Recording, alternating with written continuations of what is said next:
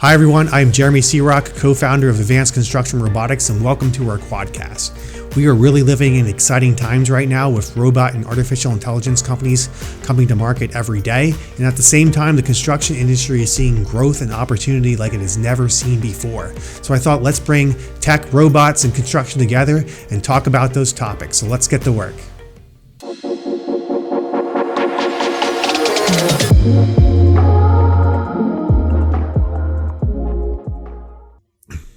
When you hear the word robot, what comes to mind?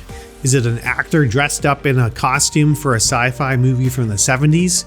Or is it a robot arm helping to build cars in manufacturing plants of the 80s and 90s?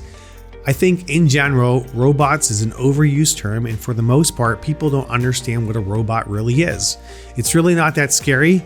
Autonomous robots like ones we build here at Advanced Construction Robotics and other friends and colleagues who are building robots in other industries is straightforward. Robots see, they think, and they act. Seeing meaning they use cameras or lasers or radars or other sensors in order to gain information about the environment.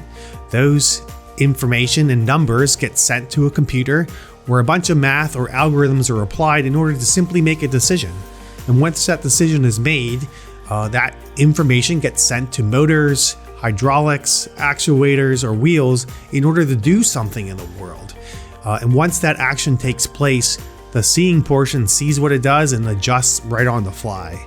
So robots really aren't scary, and when you hear it, you should think about the same way you think about machines or other useful equipment that really helps the world operate better.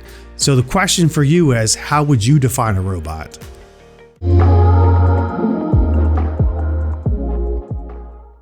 Thanks everybody for listening, and if you want more information, go to constructionrobots.com and don't forget to subscribe.